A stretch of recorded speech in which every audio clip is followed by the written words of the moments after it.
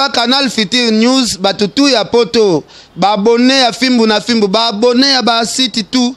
To s'abonner na Canal Futur News.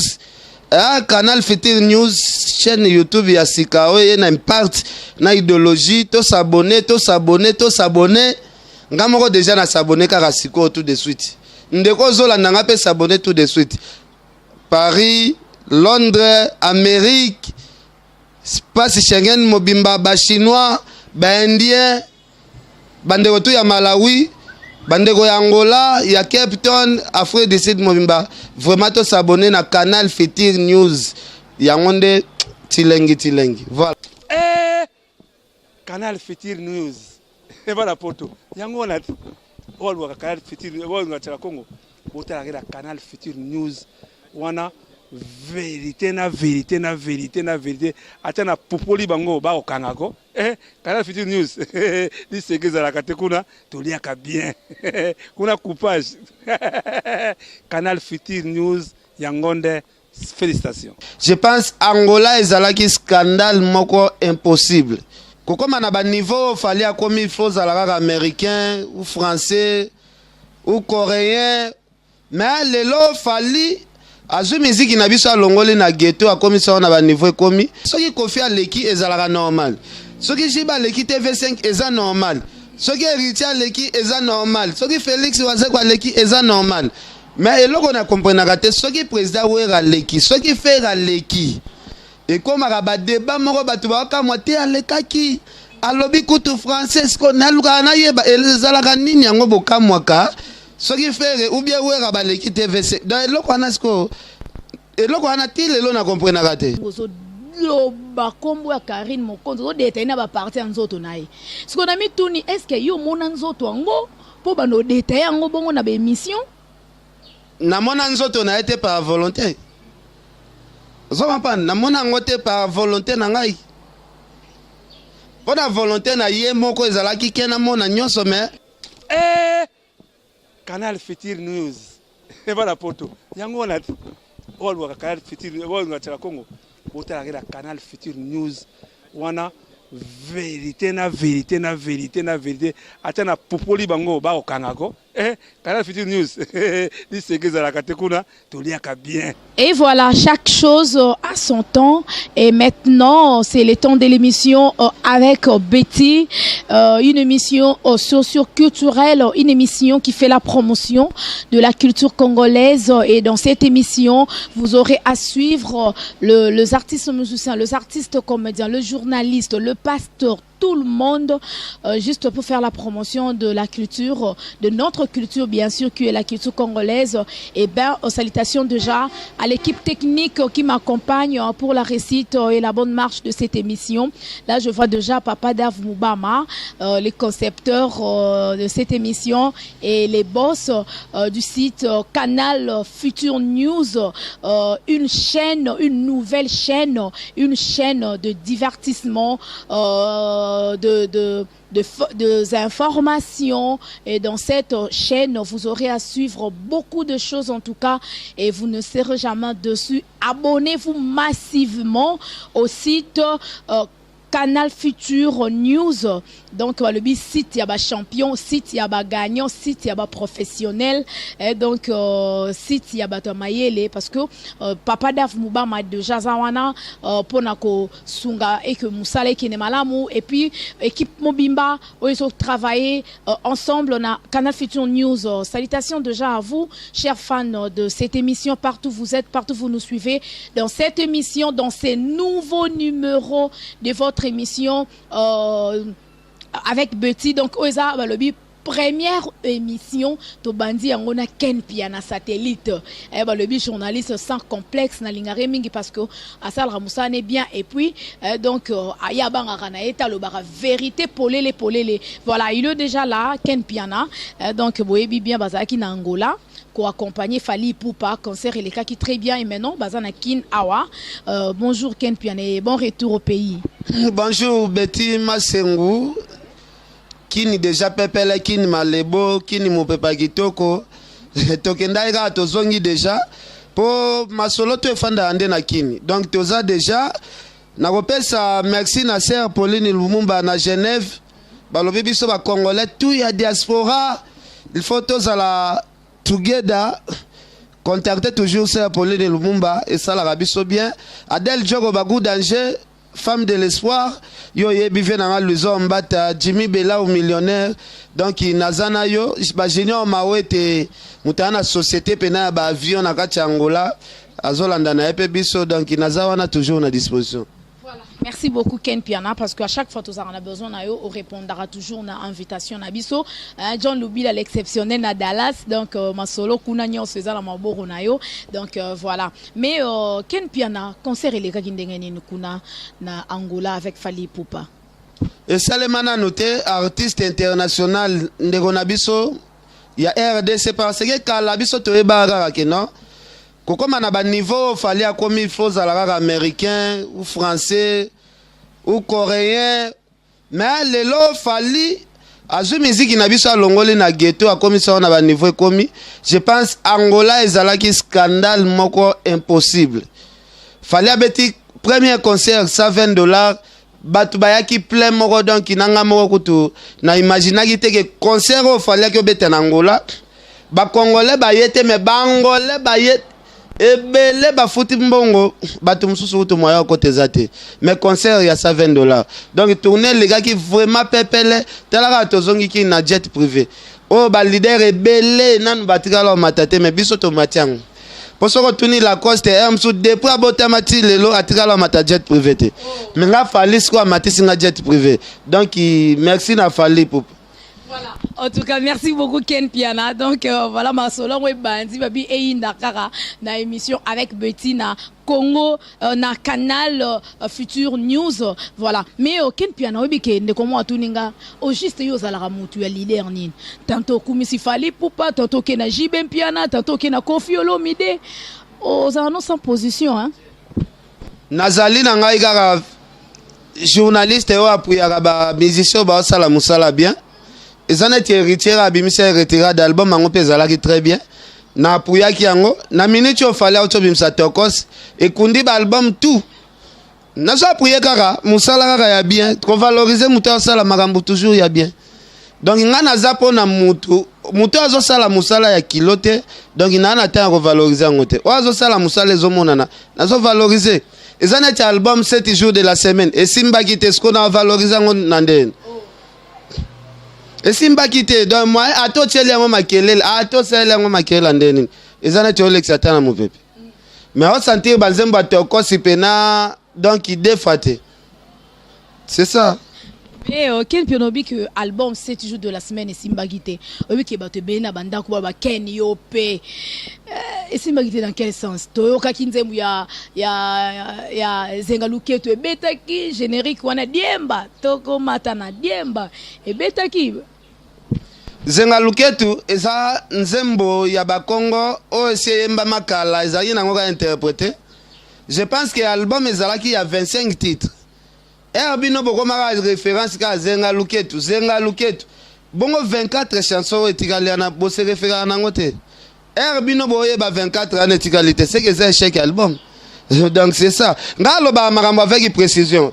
Viens à Bissau, Ayembela pa Adolphe Mukeba, Chubu. Nzembo ana batu ba bien ngote. Donc DJ Nzembo ana pesa sans impact. Donc ezali makambo ke non album et simba ki te faut ko yebisaka ba yaya na biso vérité pour lobby. Bazoko ta studio, ba sala biso musala ya bien.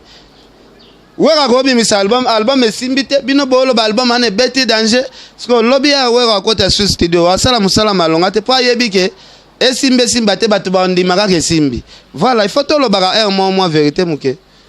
En tout cas, merci beaucoup Ken Piana. Je pense maman Miline Zemba. Moi c'est papa tous pepeli ambeto na London. Azo sepela donc la joie Mado Pichou na France. Azo sepela surtout ma belle Esther Mumbanda mingi na kata Dallas on a pasteur fils et Kanga champion Kayembe na Kenya, Blaise Kava Igwe na Kenya wana bazo sepela. Voilà. Mais Ken Piana to lobeli makamba musique tokota na makama ba journaliste po yo zala koto ye kota musique o ye koto ya ba journaliste na tali émission na olobi kan les ala na tali émission Ken Piana o sala na o kandingo so lo ba kombo ya Karine Mokonzo so deta ina ba parti nzoto naye siko na mituni est-ce que yo mona nzoto ngo po ba no deta yango bongo na ba émission te wana za petite sœur nanga na mona nzoto na été par volonté. Na mona ngote par volonté na ngai. Pona volonté na ye moko ezalaki kena mona nyonso me na volonté na ngande salage simba te. Donc eza na sensi wana me ko simba ba mabele ya simba na fulama wana tu esalema me na volonté na ngai ezalaka te ke ngana découvrir nzoto me pona volonté na ye ezalaka kende bongo me ngana boyaka nde biloko wana. Voilà. Je pense bien. Ken Piana, voilà. Donc, il y a le barane vérité. Mais ma solo peut y polémique, babi mikolo et indi lissus makasi, BCBG, Nawe Ranson. Mais na yo qui que message moko et les gars qui que bapé qui si ba polémique. On en a évité Ken Piana un mot par rapport à ça. Non, et ça ligote bien. JB, Wera, polémique, il y a ça la bien tes alliés salité.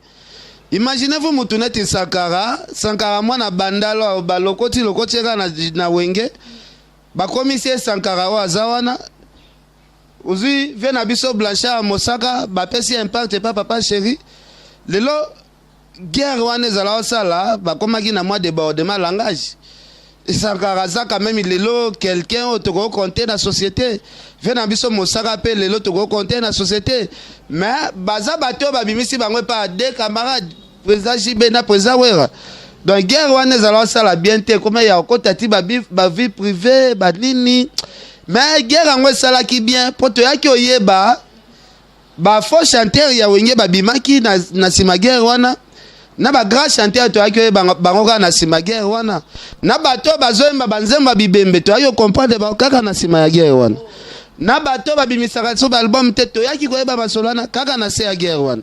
Donc ezala nango bien mais ndenge ba stopper ngo esale nango pe kaka bien mais moko musique esekaka pe moi guerre po musique sans guerre na ebiso ba vie wana degré ba ko bamba na nde batiki guerre ezala grave esengaka pe moi guerre pilipili na mungwa na biloko soko tiango te donc biloko wana ezala nango elengi te da polémique ezana ti pilipili na mungwa ya bilei ya musique ya wenge.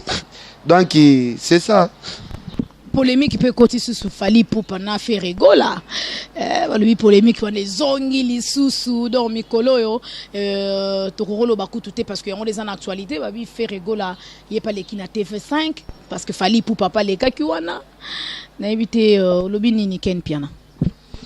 Bon moni lelo eloko ezoka musangai soki faire les TV5 et comme un débat moko boye donc mokili mobile donc comme un soki wera na faire baleka ga TV5 batu na ba raté na comprendre raté mais soki kofi aleki ezalaka normal soki jiba leki TV5 eza normal soki Richard leki eza normal soki Félix Wazekwa leki eza normal mais eloko na comprendre raté soki président wera leki soki faire leki et comme un débat moko batu ba ka moitié alekaki alobi kutu français ko naluka na yeba elezalaka nini yango bokamwaka soki fere ou bien wera baleki TVC dans eloko wana sko eloko wana ti lelo na comprendre te soki fali aleki ezalaka nango kaka neti émission leki normal mais soki kaka wera fere baleki bon nayebaka te question ngotuni par rapport à quoi donc nayebi te.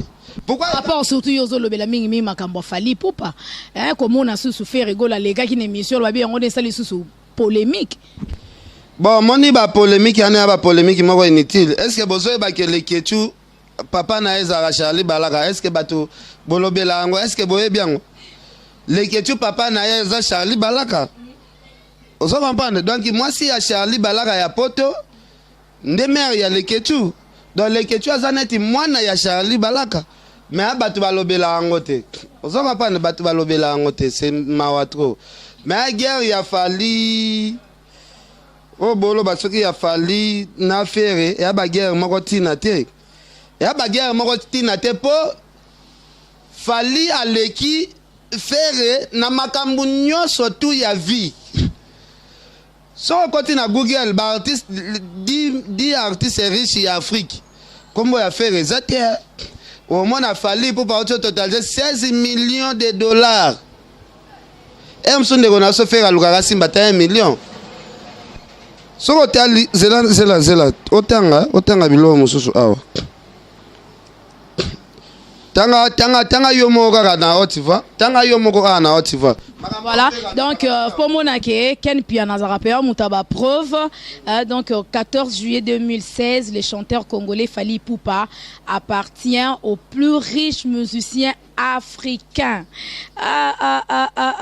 Donc sa nette valeur est estimée. Donc voilà, Bomoni est estimé à plus de 16 millions. Il était membre du quartier latin international avant qu'il ne décide. Voilà. Donc pour la preuve à l'appui. Pardon, preuve à l'appui. Maintenant, siko bateau ça va en concurrence. Tala siko yo place il fallait à Fandaka, na place il fait à Fandaka. Yango yo tanga kaka. Parce que place il fallait à Fandaka, même il quartier na sa cause. Tala faire ce qu'on fait dans la banlieue. Avant faire comme à mon ville à Paris. Na métro il faut ça là 1h20 minutes tanga ba place ba prendre mais oyo ngala olinga papa Dave abende la bisongo donc te abenda ngo po ngala otanga mais ba tusu ba moneti ke na okosa mais eza lo moko to ko inserango mais ele lo moko Ken Piana o ngala ngala tuna fallait afandaka na Nelly sur scène 95 bateau ba na Paris ba yebi faire afandaka na mo 77 ezana 120 et 1h20 minutes ti Paris. Donc ezana banlieue donc baza batu o te comparaka te. Différence eza moulayi ya ba blagité. En plus il lelo ndeko na biso Fally mapangu ne nyonso ezalaka na piscine mais ndeko na biso fere o zoloba asoma na lupango eza na piscine te donc ezolakisa ke o comparer artiste riche na artiste pauvre o salisa bango comparaison wana eza comparaison moko nonsense. Voilà, mais d'abord il y a un tanga ngopo donc il va le dire ezongelaka Ken Piana mukumba wana donc voilà mais Ken Piana ils ont des comment quoi tout ni mutuna par rapport à émission tout ça là qui la fois passée a le dit que au pesa qui Karine Mokonzi devoir moko que avolimbi ça il faut ya fuka melayo ndesiko bo se réconcilier est-ce que asaliango na sombaki déjà parfait azolela lela fort abi yaya Pinition pesingeza makasi na sukolo makolo na fuka me bongo jou ngo bengisa ba journaliste nyoso nabi ya yo ezabongo. Donc il il faut batu nyoso tout le monde baya. Telaka Jaël Licho yesina limbisa do Jaël Licho petite sœur na musika. Do yesina limbisa ya musika. Mais Karine pena punition. Punition pena ya 16 km donc il faut ya sukoli makolo ba caméra baye asengi pardon atubeli masumu donc ya sali 2 jours afandi pembe nanga sali carême donc ça langa bien na olimbisa nanga. Voilà, en tout cas merci beaucoup. Je pense bande grosso landabiso bozo doit vraiment ba précision par rapport surtout à ba question botuna qui surtout aimé Ken Piana to tuna e bozo kande azo répondre na ba question ana mais Ken Piana 2018 yango déjà to kotaki ndeka makamango ezokendela ezokendela ni côté ba journaliste côté en musique na biso musique congolaise. Non, 2018 est kendenango bien, mais jalousie de côté trop na kati ya monde internet. Au monière na kena Fally na zongi na jet privé. Batu mususu balagisi jalousie tellement pour na monaki ba masa na biso ba Vincent, ba Jazz, ba Frank Stemai, baza ebele, ba Freddy Akimbe tellement na ba koko o ba bota ba koko na bango na ba mata jet te. Balagisa ki pena jalousie mal placée. Basalinga be mission belé à jalousie mais ngana olanda bango te ngana otela ba maramdenza ba kumbelanga emsu 2018 ope na komo na ngape États-Unis emsu 2018 ope na komo na ngape France bango ya mité mezo vimba na jalousie donc ba sutukaka ba beli ba AVC ponga na otela o ngana osala ngana otela o muto asate o ngai kaka na osala ba pemela choko ba kenda kutu ba France ngana betela ba maboko mais bangonga na mati jet privé Oh na bakoko oh babota bakoko lolo na bango ba matate. Yo so mata jet privé. Question nga ba réponse ya Ken Piana. Ben oui, il faut mettre la main maboko parce que jet privé za blague té hein. Et c'est loko ba riche ndé ba tambola non mais nga mobola boy moi na soda na tambola nango. Donc c'est bon. Voilà. En tout cas, mais on va là non ninya, on va Ken Piana, koto mbutu na Karine Mokonzi, na punition PCT le lope punition on a nous azo sala ngote Ken Piana kota Jaël Chaudette longol pobi déjà Olimbisae. Na Pacho RFI Ken Piana na Freddy Akimbe Ken Piana na surtout mutosa na émission Mike Lokamba finalement ezaka nini Tenga limbisa presque tout le monde. Moni na ba valeur auto komi nango ya ba sola budget auto fanti na nzoto. Ko sona na ba tupeza bien te mais na lobaika Karine ndaza na punition. Mike Lokamba na ni problème te ba matika songo ba pacho mais Karine ndaza na problème sérieux. Ya kofuka ma asenga pardon na mokili mumba po ya gafelanga trop. Ya gafelanga trop abenga papier hygiénique. Et loko wana vraiment il faut afuka ma en plus ce jour il y a un pardon il faut héritier pe faza la wana ya fukami héritier pe asengele pe pardon na part na donc il faut bazala na héritier nde wana vraiment na olimbi so il pas senga pardon ye mokata fukami na olimbi c'était héritier pe faza la wana présent mais yo po gafela trop oloba Karine Mokonzi nga la talibe émission na onyon so ba misusu kutu o sala na site na yo na ba site mususu na ba o sala pe na wakati ba émission na biso oloba ba biloko moko donc o gafela est trop ya zalaka toujours na raison akobeta leki ne fimbu akogangela leki na ye akozwa leki na boake mais leki nde faut na respect envers yaya donc yanga ikotu ko mona ngote ata 1000 fa ko zwango ne valeur te ponga na yaya yaza leki yako fungola mbanga te devant yaya donc il faut senga pardon pour azan abotutu déjà yaya.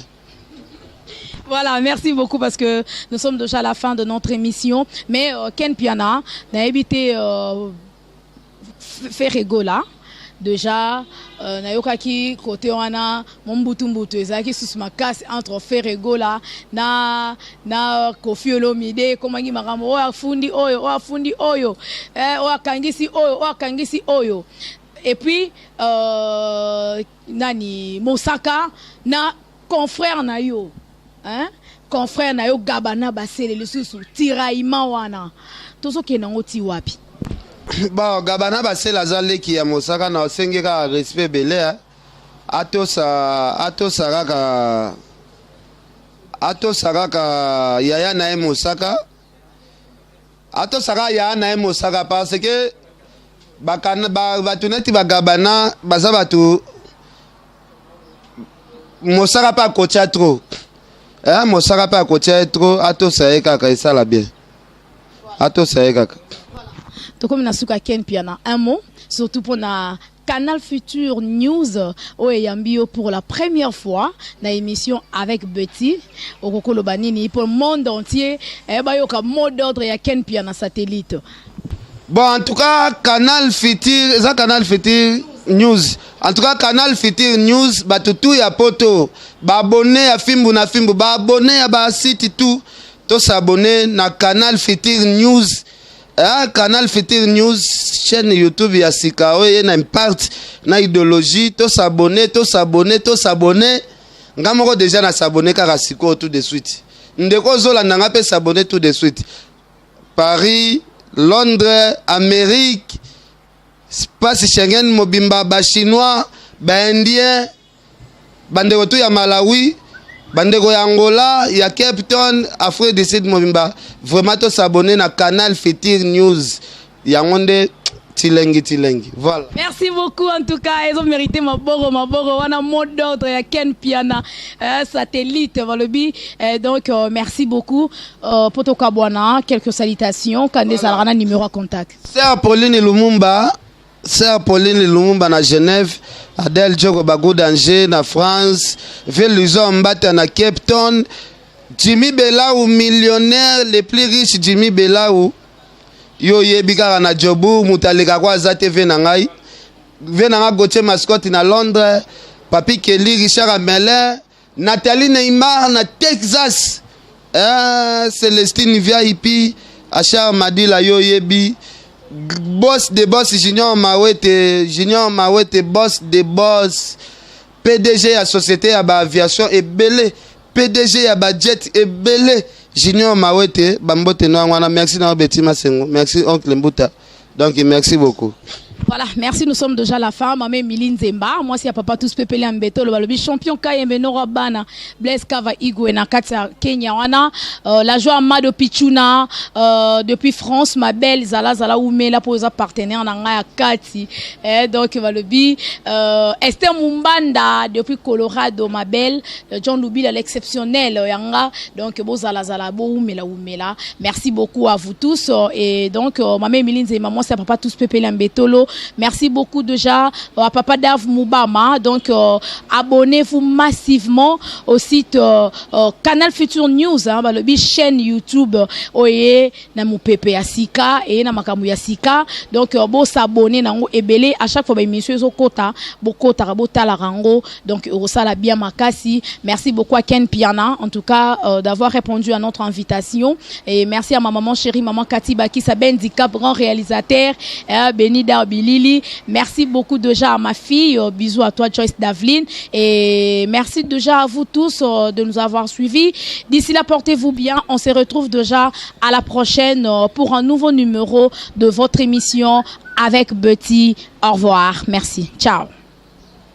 Canal Future News, batutu ya poto, ba abonné à Fimbu na Fimbu, ba abonné à ba site tout, to s'abonner na Canal Future News. Canal Future News, chaîne YouTube ya Sika, oye na impact na idéologie, to s'abonner. Ngamoko déjà na s'abonner car Siko tout de suite. Ndeko zola nanga pe s'abonner tout de suite. Paris, Londres, Amérique, passe Schengen, Mobimba, ba chinois, ba indien, bandeko tu ya Malawi. Bandeko ya Angola, ya Cape Town, Afrique du Sud Mobimba. Vraiment, to s'abonner na Canal Future News. Yangonde tilengi. Voilà. Canal Future News. Et voilà poto. Yango na on Canal Future News, on va Congo. Bota la Canal Future News. Wana vérité. Atana popoli bango ba okangako. Canal Future News. Dis ce que la katekuna toliaka bien. Kuna coupage.